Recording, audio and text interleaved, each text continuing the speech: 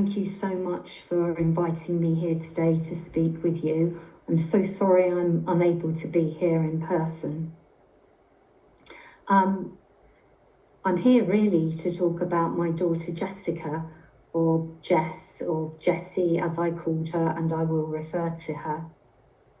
I'm going to begin by talking about her diagnosis, which happened in the end of November 2020.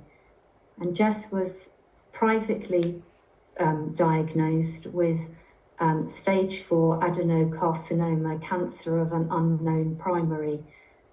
And from that moment of diagnosis, she was admitted as an inpatient into hospital, where she remained because of her dependency upon oxygen.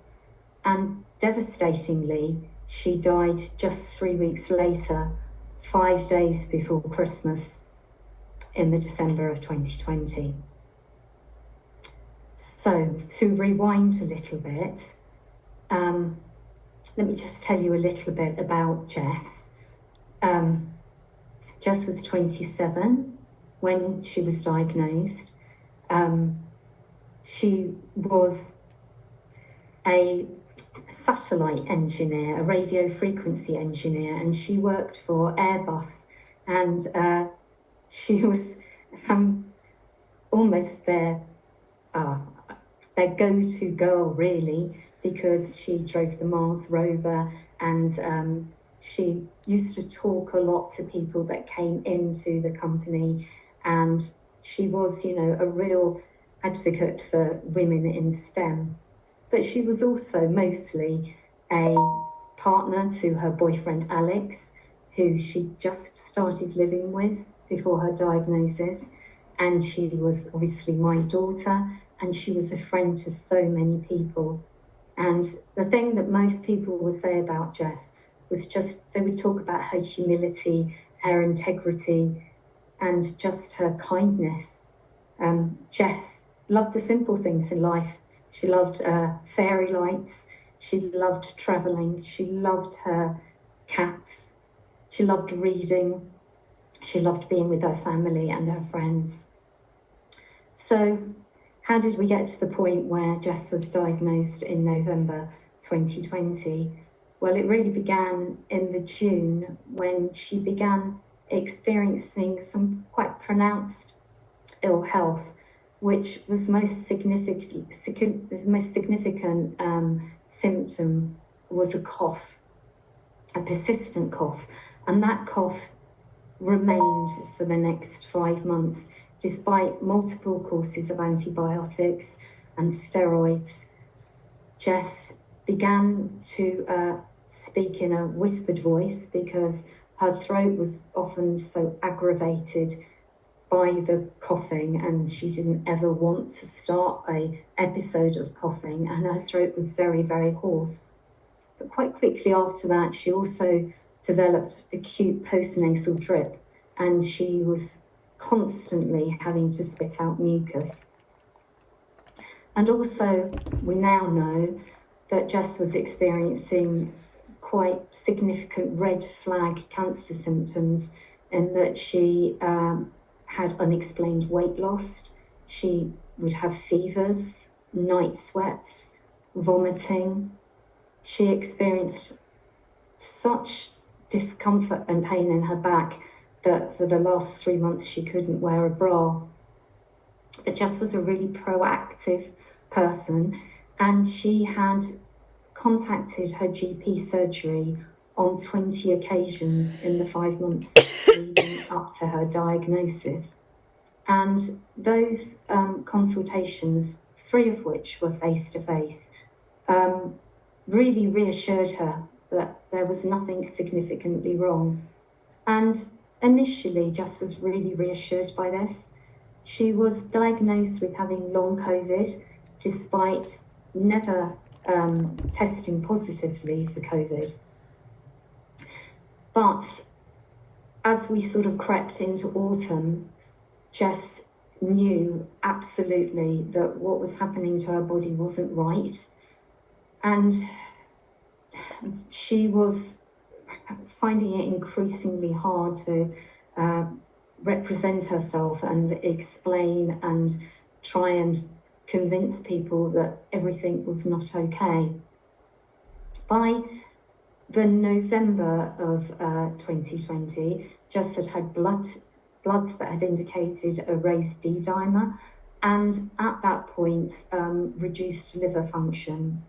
I went with her to a GP appointment, and at that appointment, we requested that she was referred to an ear, nose and throat specialist, but that request was not granted.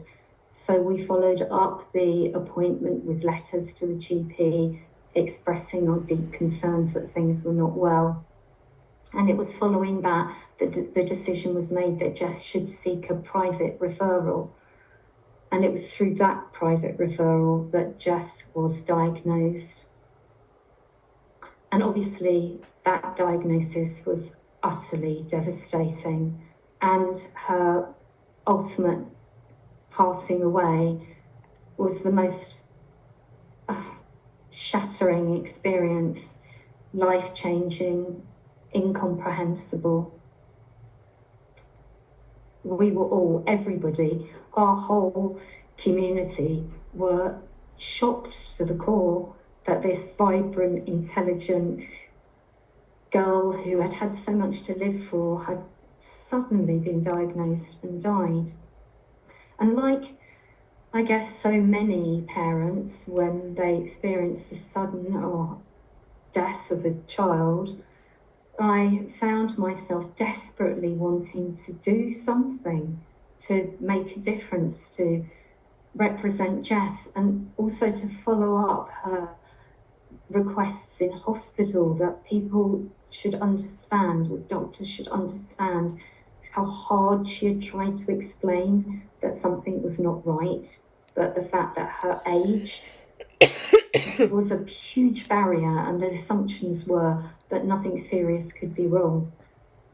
So my initial steps were to find the right charity to support in Jess's name, but that proved quite difficult because Jess hadn't been treated by Marie Curie nurses, she hadn't been in a hospice, she, at just 27, was too old to benefit from young adult charities, and she was too sick to make a wish or to fulfill any bucket lists.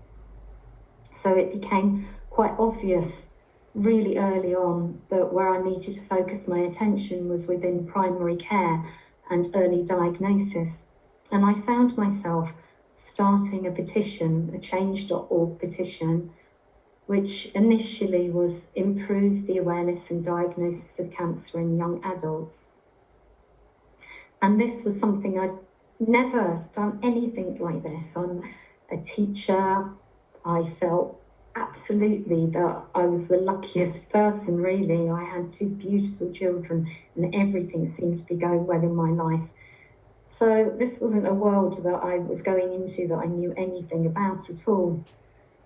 But as soon as the petition went live, I realised immediately that Jess's story was not an isolated case, and she hadn't just been horribly, horribly unlucky, because from the moment that petition went out across social media, I was inundated with messages from other mothers and fathers and brothers and sisters and boyfriends and girlfriends and friends sharing their such similar stories, or particularly of young people that repeatedly visit their GP practice on more than 5 occasions, often 10, often as many as Jess, and are diagnosed too late and ultimately die too quickly without the chance of proper treatment.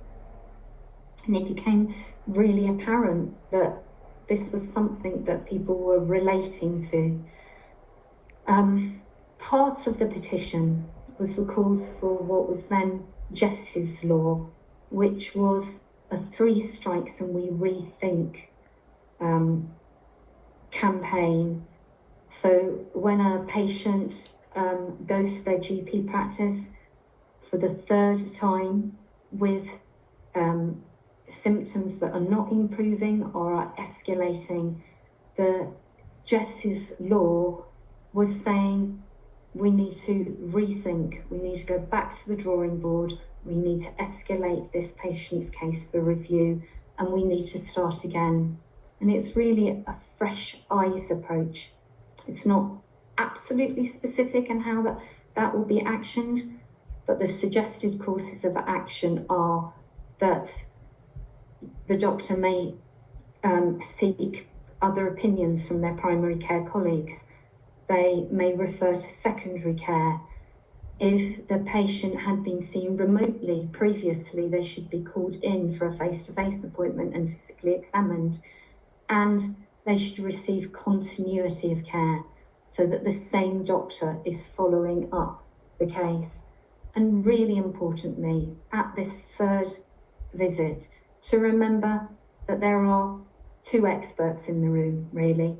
There's the expert in their own body, the patient, and of course, the professional with all their training and experience.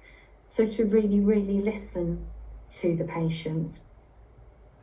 At this point, Jessica's petition has, I think, 438,000 signatures, nearly 500,000 people supporting it.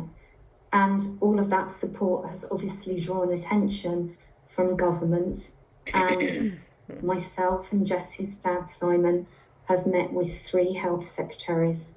And at this point in time, Jess's law, after a round table chaired by Sir Chris Whitty, it has been decided can be implemented as effectively with our agreement as Jess's Rule, and is due to be launched this summer.